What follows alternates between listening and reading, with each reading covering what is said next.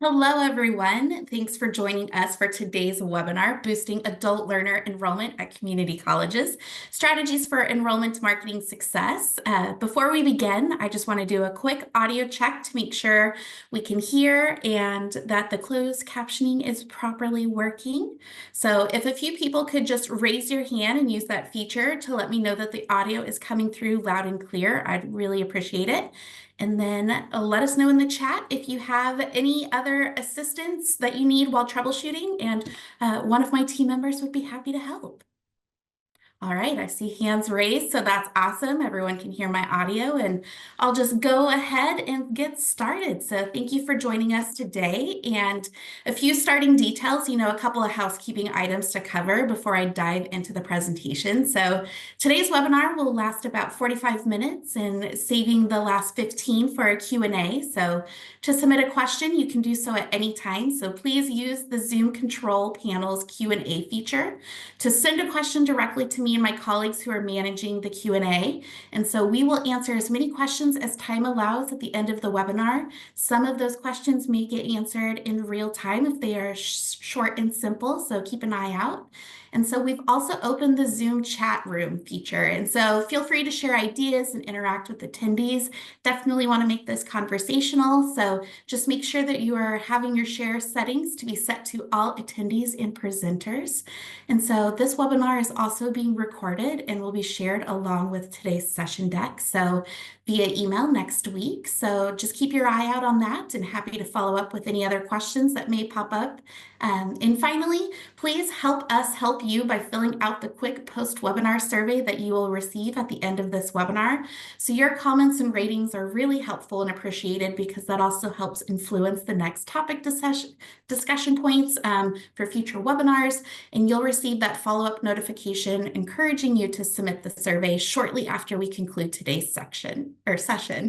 All right. Well, I am your presenter today, so I am excited to be spending the next hour with you all. My name is Christy Phillips. I am a Senior Director of Client Success, and I have earned my doctorate in educational leadership from Washington State University, where I focused my doctoral research on the business of prior learning to recruit adult learners. So I'm really excited to talk to you today about really attracting adult learners, specifically the some college no credential population.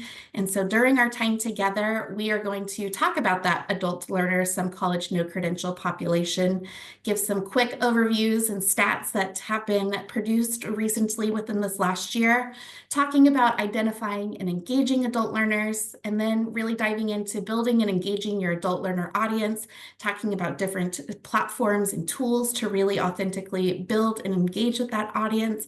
And then last but not least, really diving into how to measure and optimize your return on investment for any types of digital marketing efforts that you're doing. And then we'll dive into the questions and answers that may pop up during today's conversation. So really want to just set the tone and the conversation for day by talking about, whether your college is located in rural, suburban, or urban type areas. It really is no surprise that we're facing seas of change as higher education faces new demographic realities of fewer traditional age students. This has been a topic of conversation for quite some time. And so I'll share also that in recent months, the Census Bureau also updated its forecast of projected number of high school graduates. So instead of rebounding at some time in the mid-2030s like they originally predicted, the number of 18-year-olds is really now projected to peak around 4.2 million graduates at about 2023, and is expected to shrink to about a population of 3.8 million by 2039. What also is new that they've recently shared is that they don't anticipate the population of 18-year-olds to ever exceed 4 million people at any time during this century. So with that in mind, it really is an important time if you haven't been thinking of adult learners or really thinking of refining and optimizing that audience within your service area or the communities you serve. And now is a good time to start thinking about that. And so let's go over some recent stats released this year by the National Student Clearinghouse and other publications like Inside Higher Ed and the Chronicle of Higher Education. I'll also share that the links directly to the resources where I pulled these stats will be linked in the proposal deck that you also get shared with, so that you have access to that information to dive deeper if you want to. So to date, there's around 37 million 18 to 64-year-olds with the some college no credential population. So with that in mind, there are ways to think about this population of how best to serve them and also how best to engage with them on the different platforms of digital medium that they are using. So on a positive note, the National Student Clearinghouse also shared that this population saw a 9% increase of re-enrollment in the 2023 academic year. So while we see a lot of news out there about declining enrollments, a positive trajectory is that this population is starting to return and re-enroll at an increasing rate. And so we'd also be really remiss to not mention how online modality plays into engaging with the some college no credential population. So primarily online institutions are increasingly a sector for this student population. And often, I'm sure it is no surprise, we see that is because of the flexibility of learning. These students are balancing work-life balance, personal lives, navigating childcare, lots of different factors and stressors that are impacting their enrollment. So at a surface level, oftentimes the primarily online institutions look very attractive to those students, but there's also an opportunity to really emphasize if your college specifically offers a good subset of courses online or does have some signature online programs, to really communicate that on the front end, because that may boost the awareness. Your college does offer that and does have those flexible learning styles for students. We also saw that as we return to on-campus learning post-pandemic, a lot of community colleges were still offering at least half of their courses online in response to that student demand. And so knowing that there is a wide range of ages, from that 18 to 64 population of adult learners, knowing that there is a majority of, 42% are about the age of 30 or older, that really can play into a targeting demographic when you're looking at crafting your adult learner audience. So something we'll talk about in a later section of, these different demographic variables and how they play into audience targeting. And then as I dive into my next set of slides that really kind of are snippets from the National Student Clearinghouse's 2024 report, I thought that this slide really succinctly captures a summary of the data that I'm about to share. So really, this population continues to be less white and are more male than the overall undergraduate population. And so recent stopouts, however, continue to be younger and more female than the overall some college no credential population.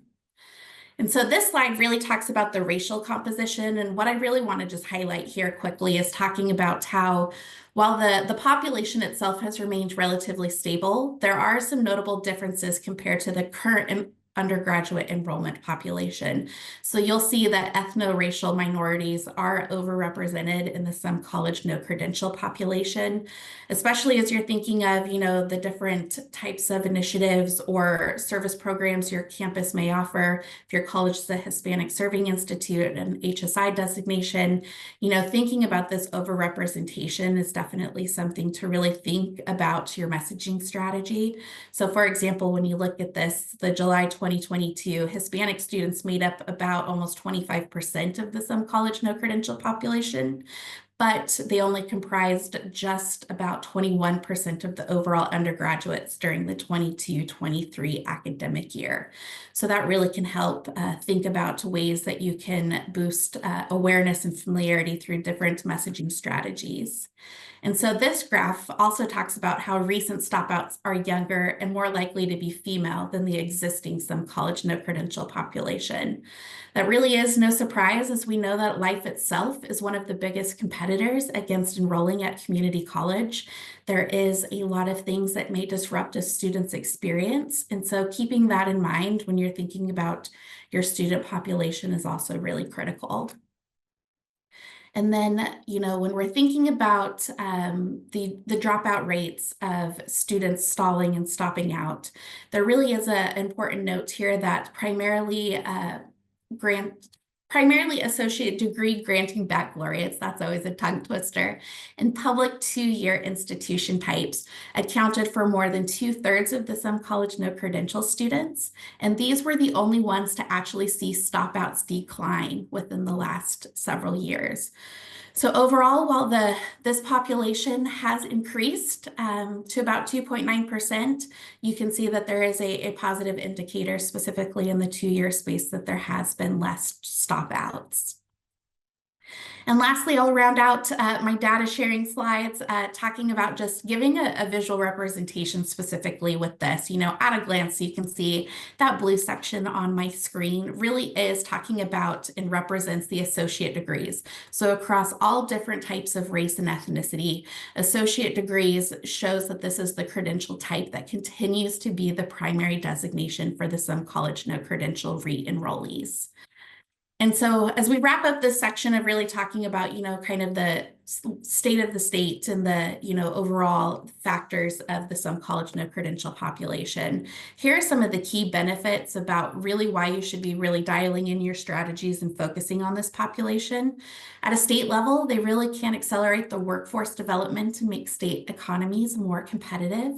For the colleges themselves, you can really address and start helping with the enrollment shortfalls you may see from the traditional high school market of attracting students to your campuses. And then most importantly, we all are in this for the bettering the lives of students. And so for the Some College No Credential students, this truly does allow for social and economic mobility to start or advance their careers. Also, I wanted to, and I have this linked as a resource for you all. I'm not sure if you're aware, but the National Student Clearinghouse does have a data dashboard, which can be used as a helpful tool for you to see how your state compares to the nation regarding the Some College No Credential population breakout. So you can enter your state and really see how that breakout compares to other states nearby, maybe if you're in a bordering community, or just nationwide as well. So really dialing in with that regional focus. So now that we've talked about this, let's dive into identifying and engaging adult learners. So in this section, we will take some time to discuss recognizing the characteristics of adult learners and really discussing how to create those targeted messages that truly resonate with this audience and their needs and their goals to really drive those actions, such as requesting information, applying, or registering for courses. So when we're thinking high level overall, it really is important to recognize demographic and psychographic variables of adult learners because both really do play a role into how to build a digital marketing strategy to engage with your audience. So demographically, really thinking, 25 to 44-year-olds often is the targeting range if you're thinking broad swath of different adult learners to focus on for credit-bearing courses. They're looking for career advancement, skill enhancement. Some may have some college, or they may also have a degree but are seeking additional qualifications, looking for that change of pace as well into a different career themselves. Common motivators really are improving job prospects, changing careers, completing an unfinished education. And overall, I feel these behaviors that really do motivate them play a critical role into the messaging and the creative that you use in your campaigns. So they truly do desire flexible learning. They're comfortable with digital tools and online learning platforms, but more importantly, they may need some support in the front end of how to navigate those tools. And their decision to enroll is often influenced by cost, time commitment, and that return on investment. So now that we have the traits of an adult learner, I'm going to shift gears to kind of highlight a few messaging strategy examples. So the first one really talks about emphasizing flexibility. If that is one of the pillars that you're wanting to stand on with your communication to your adult learner population. So your messaging really should focus on balancing education with work and family life. And the reason is because these adult learners are juggling multiple responsibilities. So being able to highlight at a very upfront communication level of evening or weekend classes, online classes, really to fit their schedule. We're trying to reduce the barriers of them, negating the no's as to why they should not re-enroll or enroll for the first time. So having communications and creative that speaks to this why can really help emphasize the flexibility that your college campus offers. When we're talking about offering reassurance and support, knowing that they're not alone, they get the support they need to help them succeed is a great also pillar and messaging strategy to ladder in your communications. So the reason why is because returning to school, as we know, is intimidating for adults. A lot has changed since maybe the last time they stopped on campus. So reassuring them with the messaging, understanding that just because something makes sense to us on the front end, since we live and breathe these different types of enrollment steps every day, is something really also to consider because you want to reduce those barriers. So being able to talk about resources such as academic advising, tutoring, career counseling, and student support services in your digital communications is really key with this population. And then you also want to communicate the ease of enrollment. Being an open access campus really does allow you to, at the front end, communicate that there is less steps and barriers to get that foot on campus. And so getting started is easy. Apply today and take the first steps towards your future. And really talking about and simplifying the enrollment process. We've often seen a lot of times that it may take a student 3 to 5 times to enroll on a campus. And quite frankly, that is because they submitted the application and they were unsure of those next steps. They were waiting for someone to communicate to them. So knowing that, how can you insert that into your communications to push them to register? And then at the end, you really do want to tailor that messaging to your audience. So there really are advanced capabilities of targeting various subsets of adult learners. So for career changers, a good example is ready for a new career, start here. For parents, you really can set an example for your kids and achieve your dreams. And for veterans, transitioning to civilian life with education and career support. So we're wanting to help paint that picture with our creative to these specific audiences that we're serving content to. So with that in mind, our previous sections really provided us with a demographic landscape around the audiences, as well as some of their behaviors and motivation for re-enrolling. So really knowing this information can help us better understand how to target and authentically engage with this population across various digital platforms. So now we're going to talk about building that adult learner audience. And when I start, I really wanted to give this high-level overview of some of the various ways in which we're approaching building an audience for digital marketing. So whether you are doing your digital marketing efforts yourself, you're working with a vendor like CLARUS, different ways that are building your audiences, these are some of our main areas and thought processes that we go through. So truly, the first place to start is with your own data, and that really does include your historical enrollment data, students who had stopped out and not persisted, defining your audience and characteristics. I think one of the most underutilized resources is connecting with faculty to see the students that are in their classroom, learning to hear what are their hobbies, what are their interests, because that all can factor into building an audience that you're targeting your messaging to. Secondly, there's a lot of channel and external data out there. For example, one of the things that I always like to hit on is Answer the Public as a tool. So that is an SEO tool that really helps people understand what people are searching. So it is a way to visualize popular search queries from platforms like Google and Bing. A lot of times that can also help inform and dial in your messaging strategy to adult learners to see what are the common questions going on out there.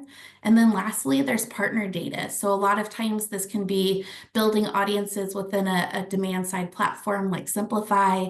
It can also be working with a vendor such as one of our partners is College App, being able to purchase lists of intent to enroll. And I'll talk about that as well when we're talking about list strategies.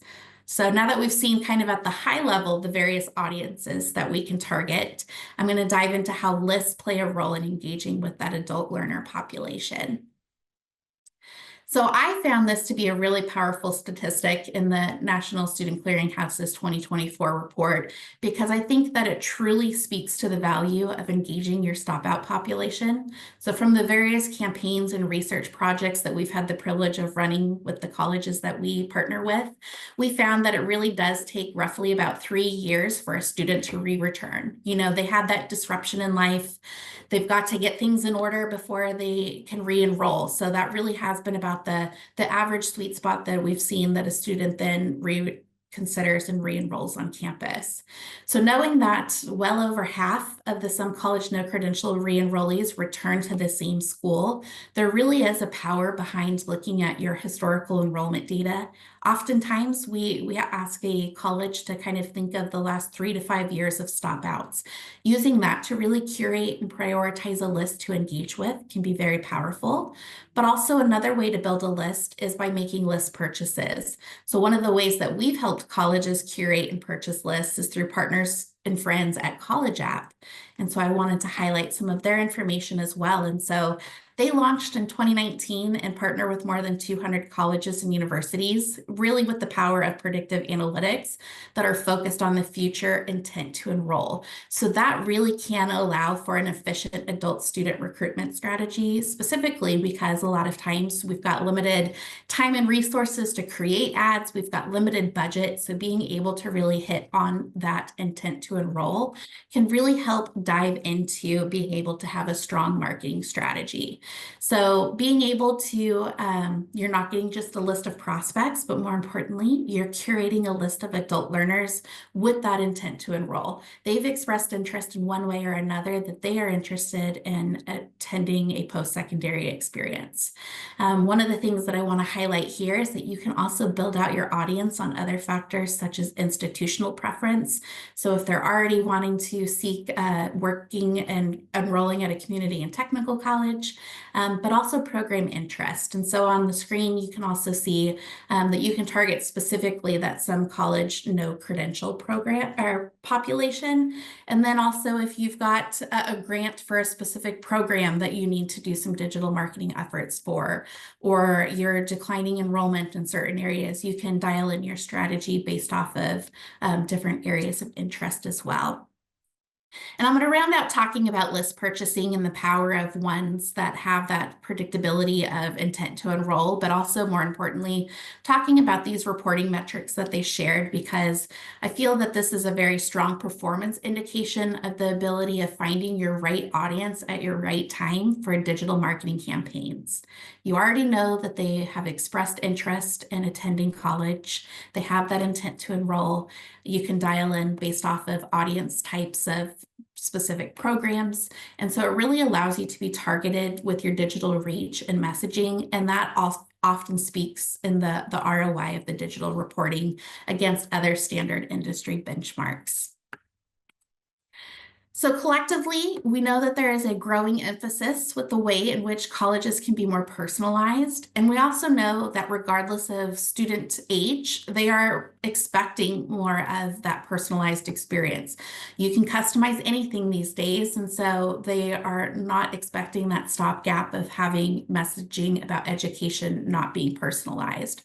So the ability to use something like a purchase list or a stop out list of your current enrollees or past enrollees really allows you to create that precise audience. That precise audience really does have that power of insight into what their motivators are, what their interests are. You really can start to paint that picture and be able to dial in your messaging strategy. So that can really help drive those conversion actions like requesting more information, applying, or registering for classes. So when we're thinking about personalization and how it plays into the ways you engage with your list of students, here are some of those best practices to definitely keep in mind. Being able to develop and manage segmented lists really does allow for that customization that they are seeking. And so that, especially during an attention deficit economy, when we've got different types of ads coming at us all of the time, being able to hit a message that's really going to resonate with them really can capture their attention because they're already thinking about something like that in one way or another. Being able to personalize marketing campaigns through that segmentation, there are some great capabilities of being able to A/B test different types of campaign ads. So that can even be just changing one of the words in your call out that you have. It can be changing an image, being able to test those different things to see what types of personalization truly do resonate, and then really aligning your enrollment strategy with a good user experience. For example, you know the fact that those students have enrolled on your campus before and have stopped out. Having a digital campaign that really speaks to, we miss you, we want you back, or talking about the front end of, what does that re-enrollment process look like? Being able to communicate things like that really can help dial in a good user experience for those students to really give them that higher propensity to re-enroll. Now that we've talked about some of the different types of ways of curating lists, I want to talk about the power of programmatic when it comes to building your digital marketing strategy. So for those of you who may be unfamiliar, programmatic marketing through a demand side platform, a DSP, is an automated method for buying and managing digital ads. We really like the power of this because it gives you a technology to really target a specific audience on websites, apps that they're using, and digital channels such as display, video, and social media ads.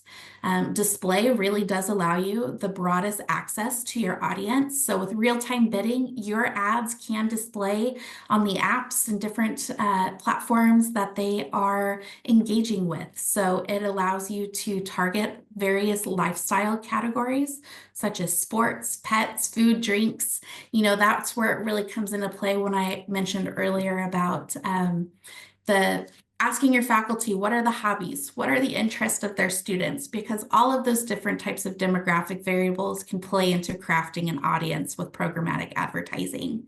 And so being able to have this broad inventory of ads network that you can have your ad display really does provide a broad reach. One of the ones that I specifically want to highlight is connected TV, since it's been growing popularity with the different colleges that we work with. It's a very strong branding and awareness tactic to get that visibility and be able to also segment the ads that students are going to be seeing.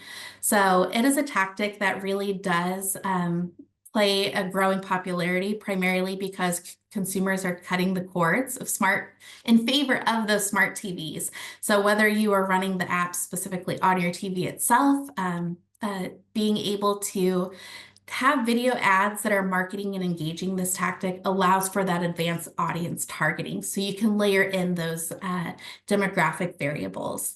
Oftentimes, and I just want to briefly touch on it since it's newer, ZTV is a competitively priced option of connected TV. So maybe you've explored connected TV before and you haven't been able to have the budget for it. ZTV might be something that you could consider since it's competitively priced with traditional broadcast TV, linear TV, and it offers targeting at a zip code level. And then there's the ability to layer just age, gender, and household income to craft your audience. So that can really help you if you are looking for, historically underserved populations. ZTV might be a good branding and awareness strategy if you've got limited budget. Going to shift gears a little bit and talk about some paid social platforms as well. And so Meta is an overarching social technology company that owns both Facebook, Instagram, WhatsApp, and a couple more, but really wanted to talk about, how Meta aims to connect people in meaningful ways through its platform. So through fostering communities, enabling businesses to reach their target audiences effectively. The ads can be a singular image. Also, video ads have gained popularity and interest because it allows them to consume your content in a dynamic way. And so these ads can be used to build awareness, increase event registrations, drive leads, and conversions as well. So some of the ways that you can do audience targeting and that I'll hit on are interest-based targeting. So an example would be with specific industries. So let's say you're wanting to target workers in industries where further education or certifications are common. So that could include healthcare, IT, or business. Behavioral targeting, life events are a good example of that. You can target individuals who have recently changed jobs, they've recently moved, they've got a new job or a new life event that pops up. You can use that as targeting, especially what we've seen in the post-pandemic world. There's been lots of shifts into new neighborhoods, specifically because of remote working, allowing that flexibility. So you could target somebody who recently moved into your service area. And then retargeting, we'll talk about that on a later slide as well, but retargeting those visitors that have gone to your website already, you can target them in Meta as well. And so being able to then further your conversation about program details, application pages, continuing that next step in the conversation. On my screen right here, I'm sharing one of the screen grabs of Meta's advanced targeting options. So there are various interests and niches from lifestyle and entertainment to education and business that you can target in Meta as a platform for advertisement. So this really allows marketers to tailor the content and the messaging to resonate with specific audience subsets. So really, a lot of these targeting parameters are only available on Meta, but some other social platforms are also catching up now with some specific targeting capabilities, which is going to lead me into talking about our next paid platforms, which are Snapchat and TikTok. So one of the ways that is growing popularity, especially with Gen X and millennials, is going to be Snapchat and TikTok. Both of these are paid social platforms that are growing the popularity because of the video contents that people consume when they are passively passing time, engaging and just relaxing, or also sometimes looking for content as well. So some of the beneficial ways that you can leverage these platforms to create an adult learner audience includes with Snapchat, some of their targeting includes locations, demographics, and predefined audiences. And then also with TikTok, you can use keyword targeting. You can use content-rich lead forms, so you're already reducing some of those barriers of an instant form template for them to send information to engage with you. So both of these would be some good options to consider, but more importantly, you know your population's best. So it's always worth having a conversation to explore to see how much of your population is specifically on one of these platforms, or maybe there is a very specific program that you're marketing for. Maybe it's early career changers. These could be good platforms to consider when you're looking at building and crafting an audience. So this is just a highlight, an example of Snapchat's advanced targeting demographics. So I just wanted to take a quick moment to highlight that with their targeting capabilities, you can also specifically target the some college as an education level. So if you're struggling within your area, you may not even, use Snapchat as a category, but even just being able to dive into the platform itself and looking to see what could that potential audience size be, could be some good information just to keep in your toolkit as you're building and defining your strategies. And then I want to round out our discussion about talking about digital marketing, programmatic, and paid social by talking about how list and paid social media can help you build an adult learner audience by building lookalike audiences. So this can be accomplished for both programmatic display and social media platforms like Meta, Snapchat, and TikTok. An example of this would be when we use a college's list that they provided to us, let's say their Stop At list, and we create a lookalike audience to run an addressable geofencing campaign. So taking that list, creating one that has very similar demographic targeting capabilities, and then we're serving ads into the homes of those lookalike audiences that mirrors the original list. There really is a power in that, finding those new students that already have that higher likelihood of maybe enrolling because they have very similar demographics and variables like your current students. It allows them to boost engagement with targeted ads because they're more likely to also be looking for similar content. And it also helps drive conversion and ROI. So even if it's just used for branding and awareness, it's helping foster that community and that awareness of the conversations and the narrative that you're wanting students to know within your predefined, communities you serve or service area about who you are and what you have to offer. So when discussing digital strategies, I truly would be remiss if I didn't talk about how paid search plays into engaging with adult learners. And so I just want to briefly touch about how paid search has also been a proven effective strategy in driving leads and enrollment for community colleges, because you are capturing the interest of somebody who is already leaning into their student search journey, their fact-finding mission of considering enrolling at college for the first time or maybe re-enrolling. So leveraging PPC really does ensure that your college is appearing at the forefront when prospective students are searching for content related to your offerings. A good example of that could be somebody who is searching on Google for terms like finish my degree or going back to college. They're looking maybe just for some thought pieces of, some motivation of being able to re-enroll. And so being able to target those keywords can allow them to start seeing some ads specifically related to your college to really help cultivate that narrative of re-enrolling. Also, we know that there is often a challenge that community and technical colleges face when executing an effective SEO strategy, quite frankly, because of the variety of programs that are offered. Those are a lot of keywords that then need to be ranked by Google or Bing or other search indexes. And so being able to understand that there is that lift of already being able to rank, being able to have a well-planned PPC strategy could be very beneficial of bidding on keywords that you do want to rank and have that top attention span for students. So just some things to keep in mind as you're thinking of your comprehensive digital strategy. That really is going to lead me into talking about measuring and optimizing your return on investment. At the end of the day, all of these digital marketing efforts should not go on without an effective way to measure and optimize your return on investment. There are a lot of different ways that colleges are needing to report out outcomes, whether that is for Perkins funding, it's for a board of trustees wanting to know about the digital efforts from the very first time, different ways and different levers to really specifically measure your return on investment. And so regardless if you're managing these efforts in-house or partnering with a digital agency partner, it really is important to ensure that there is transparency and visibility into how your campaigns are performing.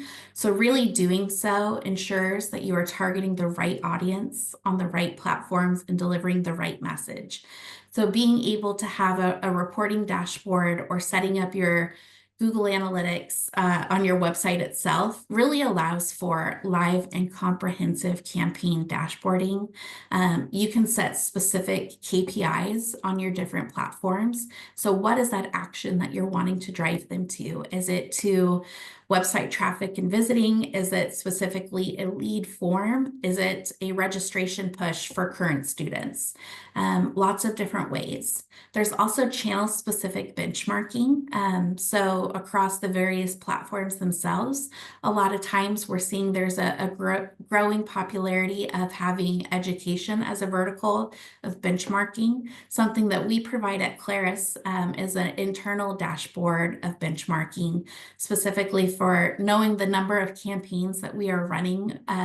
We've created our own benchmarking data for different things such as programmatic, meta, different paid search platforms. And so testing also around audiences, and this is where I want to spend some time talking about the power of something like using Looker Studio for a dashboard. So you can test around audiences, creative, keywords, and placement. Really, it is a way to see what is the type of thing that is driving that action and igniting that spark. Is it simply changing where a call to action button is on a page? Is it going to be the way that the image is? Is there one that's more family oriented and one that has a student on campus? Being able to have that creativity and playing with those different things, having a live campaign dashboard can allow you to see in real time the differences that are driving those actions. So being able to have a campaign up and running and being able to test in those different capacities. And then more importantly, CRM data insights to inform lead quality. We know that there is sometimes there's not a CRM that is full-fledged and set up automated. There's lots of challenges and barriers with technology in that space. So being able to also think about how can we dial in different ways to ensuring that our lead forms are getting to the folks that we need to, having conversations for tracking and visibility. So all of these different things really play into the effectiveness of your campaign itself. And so being able to have a partner or a sounding board in the space that's helping you also can be really key of making different strategy discussions, refining and targeting your audience, and really seeing what's going to help move the needle to drive that enrollment itself. Something else, and why we always really advocate if there is a list that you're running for campaigns, whether that's a purchase list, whether it's a stop out list, there's also other lists that colleges can provide for digital campaigns. Something that we do that I really wanted to highlight was enrollment matching. So this is for list-based campaigns that we run for colleges. We can offer this as a reporting feature. It's something that we also include on their dashboard reporting, but enrollment matching truly does allow us to show a college the return on investment by comparing the campaign cost to the dollars earned per enrolled credit hour. So after we run a geofencing or a funnel campaign, once that concludes, if a college is able to provide us with a list of the addresses that we serve those ads to, we can do a comparison to see out of how many of those homes or apartments that we dropped ads onto from that original list, how many of those actually enrolled. So we do that calculation to really show and create a visual to help convey the return on investment, to help paint that narrative of the important role that digital does play. Since more importantly, we know that there is lots of different ways that students in the adult learner audience are finding out where to go, who is a college that maybe they feel comfortable with seeking. So the more data and the transparency that you can communicate for your digital efforts really does help communicate and advocate for those marketing dollars.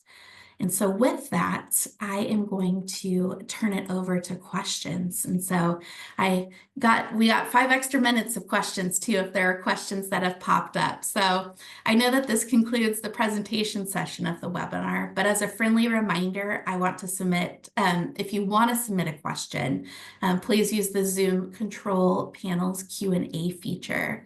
So I want to also thank my colleague Katie Santisi for helping me facilitate the Q&A portion. So Katie, are there any questions that maybe we want to dive into? Not quite yet, but we can give it just a minute and see if Yeah. we get any. Yeah, absolutely. Happy to give it a few moments.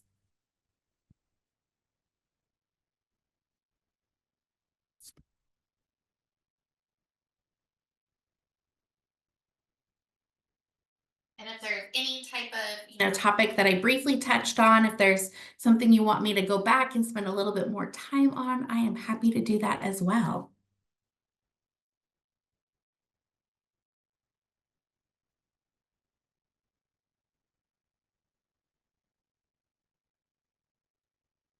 Alrighty, Christy. So we have a couple coming in the chat. So the first one is from Becca, and she asks, would we be able to receive the PowerPoint after the session? Which the answer to that is yes. We're going to send out the recording and the presentation next week. So be checking your email for that.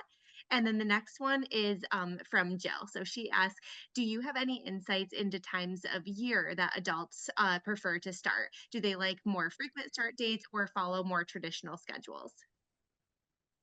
I would say that a lot of times, often we see that fall tends to be that common, everyone's always got that mindset. You've got advertisements going on for back to school. So that definitely always still seems to be the top of push in mind, I would say, for a fall start. That being said, I would be remiss to also not mention the power of, New Year's resolutions and, new starts and goals. Definitely engaging a stop out list, mid-year could be a good advantage as well, because maybe they have some New Year's resolutions really framed around wanting to enrich their lives, or, wanting to start that new year fresh. So you could tailor some campaigns in that regard too. Good question, Jill. Alrighty, and then we have another one from Jackie asking, can you explain College App for social media use? We are familiar with College App to generate lists in College App, but interested how we use it to connect on social media as well. Yeah, absolutely. I'll definitely speak high level about that, but definitely would, love to communicate in a follow-up. But with paid social media, there is the ability to also upload a list. So for example, since it is an adult list, Meta's privacy restrictions of not being able to target list only applies to the under 18 audience. So for example, with the colleges that we work with, if they have a purchase list that they have purchased, you own that data that you're able to engage with. So what we do is upload that into a platform, and we're able to match email addresses to social media accounts to be able to then serve different types of display ads. So whether it's a static ad or a video ad, so any of the paid media platforms that do allow for uploading lists, so Meta, LinkedIn, Snapchat, and Instagram, you could target and run a very specific campaign to reach those students on their different social platforms that they're engaging with. So sometimes we definitely like to say that this can be a good part of an overarching strategy. So making sure that you have different pillars in place of ways to engage with your audience. But there is the power of then uploading that list. And like I had also talked about with lookalike audiences, we can start to use some of those in-platform tools and features to then also see who else is out there that is mirroring that audience list of that list that you purchased, to broaden that audience if maybe it was smaller in scale within your service area.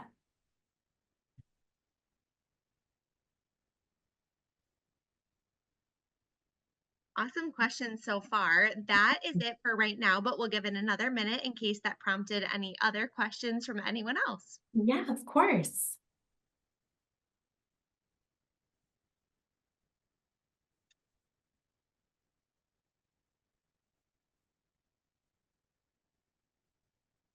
Okay, we have another one from Ellen. Ellen asks, will you give a little bit more detail about personalization in digital marketing?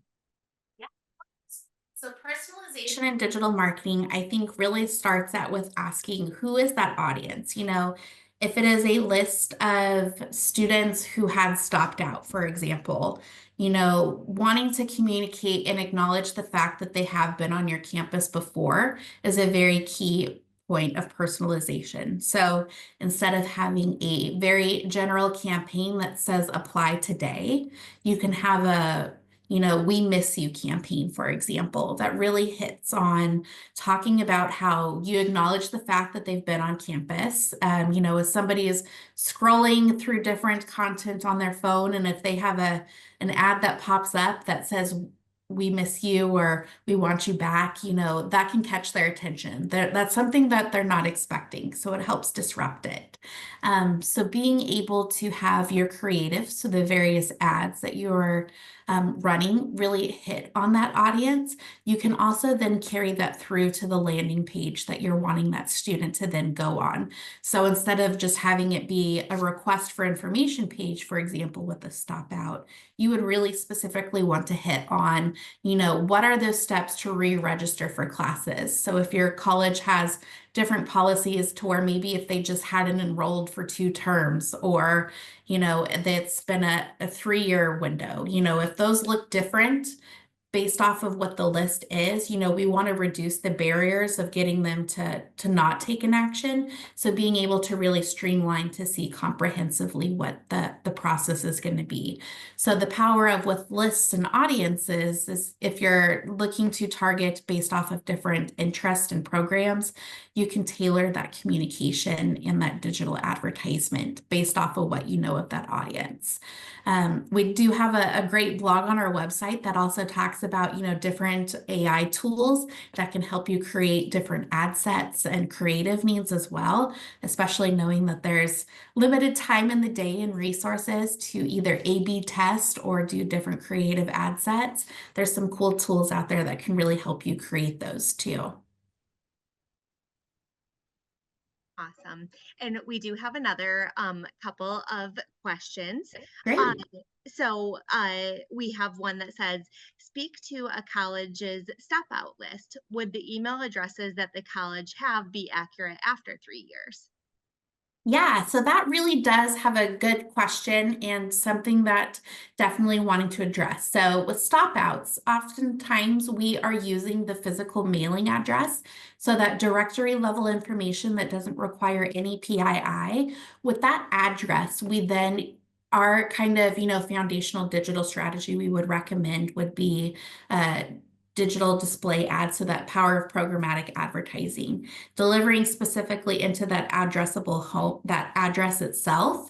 So oftentimes you may change your email address more than your physical address location. So oftentimes it does have that higher, stronger match rate with the stop out. But also what we have seen sometimes is, those that are in a home that maybe a college student was in at one time, oftentimes have other college students that may be there as well. So even if it's not a direct match, sometimes you may get another student who is looking as well. So sometimes that can also help play in a part of a bigger strategy. But oftentimes we start with the physical address itself. And then, for other things, we can use email addresses. So typically we like to start with physical address if we can, because that is going to give us more of a higher match rate. And I would also add to that on any of the social platforms, whenever we can get a list that includes any information that you have, whether that be email address or phone number, we can use additional variables to also try to match out if we don't get a match on the email address. So that's just something to note as well. Awesome. And Thank then you, Katie. yeah. And then we have another question from Ebony. Ebony asks, do you believe student success stories or alumni stories have significant impact on prospective adult students? 100%. We recently did a external perception research project with a community college and out here on the West Coast. And one of the highest things that ranked for seeing awareness and familiarity specifically was word of mouth. Being able to hear it from a student themselves, their experience, or an alumni, their success stories, I would say that is specifically some content that is going to help emote and drive action. Also, specifically, there may be more sticky content, such as, a sweet, short, 15-30 second video that you could put together of a student talking about their experience or an alumni.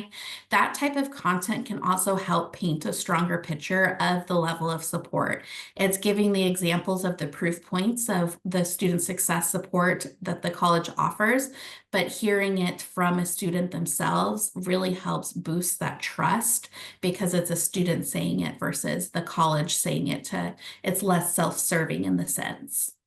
Great question. All right. And the next one says, what do you think are the best ways to market to prospective adult students on LinkedIn? What type of population seem to be the best to target on LinkedIn? Yeah, no, absolutely. I would say definitely there is a growing popularity of adult learners on LinkedIn. There's some great tools to look at the audience targeting capabilities. And so I would say a lot of times that can be career shifters. And so looking to see what their interests are, if you have, a certification program that you're looking to promote, being able to use that and leverage employers to promote that awareness, but then also looking at specific, students who may be needing that upskilling or that credential to change and shift careers. So there's definitely some great audience targeting capabilities in LinkedIn to really hone in if there's a specific, program or workforce initiative that you're wanting to support on your college campus. Yeah, great point, Christy. And I would also note that LinkedIn is yet another place that we can utilize lists and retargeting as well. So that is also a great way to re-engage. And LinkedIn also offers us the ability to send a conversation or a sponsored content message, which gives us a lot more room than a traditional digital ad on other mediums to really give a lot more information to that prospective student. And they also have a somewhat new product type called document ads that allow you to feature like a piece of content. So if you are producing any sort of content or infographic or brochure or anything like that that might be relevant to an adult specific audience, that's also something that you could spotlight and use all of those great targeting capabilities that Christy mentioned to hone in on that specific audience and then showcase that piece of content as well. Alrighty, that is all the questions that we have so far. I'll give it another minute since we've got so many great ones that have rolled in as the time has gone on.